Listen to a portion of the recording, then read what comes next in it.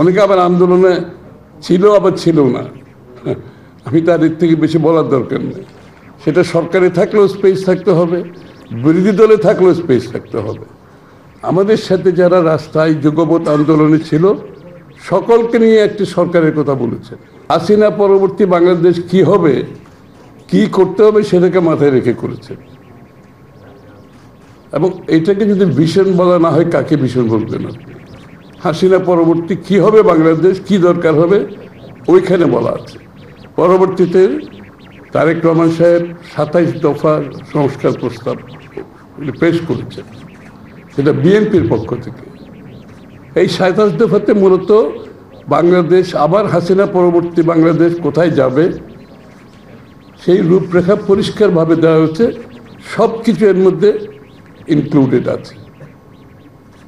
কিন্তু পরবর্তীতে আমরা যখন যুগপৎ আন্দোলনে গেলাম, আমাদের যুগপথে আমাদের সাথে যারা এসছেন তাদের কিছু চিন্তা ভাবনা ওনারা বলেছেন, যেটা আমরা ইনকর্পোরেট করে 31 দফা সংস্কার প্রস্তাব প্রস্তুত করেছি।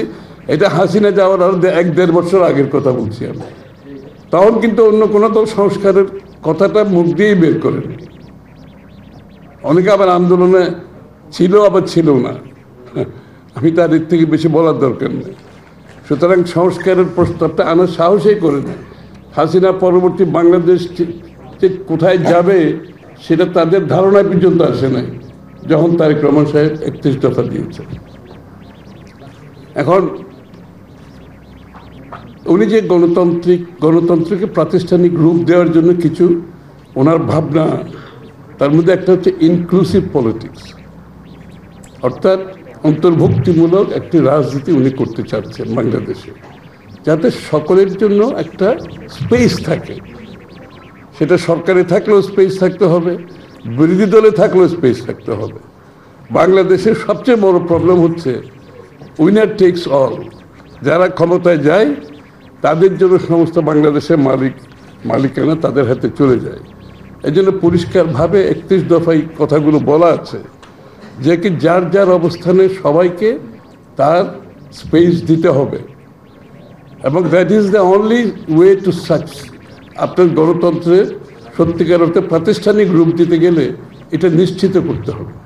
এবং এটার জন্য আমরা অনেকেই বিস্মিত হয়েছি যে শেখ হাসিনা থাকাকালীন সময়ে প্রায় 1-1.5 বছর 2 বছর আগে উনি একটি জাতীয় সরকারের মাধ্যমে আমাদের সাথে যারা রাস্তায় যুগপৎ আন্দোলনে ছিল সকলকে নিয়ে একটি সরকারের কথা বলেছেন। আমরা বিস্মিত হয়েছি। অনেকে ভাবছে এটা কোন ধরনের কথা উনি বললেন। সেটা হাসিনা যাওয়ার 1-1.5 বছর আগের কথা। এই যে ওনার গণতন্ত্রকে প্রাতিষ্ঠানিক রূপ দিতে গেলে উনি ভাবছেন যে আমাদের যত বেশি ঐক্যমত আমরা করতে পারবো দেশের মধ্যে, আমাদের আইডিয়াসগুলো যত বেশি জনগণের কাছে গ্রহণযোগ্য হয়, রাজনৈতিক দলগুলোর মধ্যে গ্রহণযোগ্য হয়, তার কারণে উনি 1-1.5 বছর আগে হাসিনা থাকাকালীন সময় উনি জাতীয় সরকারের মাধ্যমে 31 দফা বাস্তবায়নের কথা বলেছেন। আমরা সবাই মিলে যে 31 দফা সংস্কারের প্রস্তাব করেছি।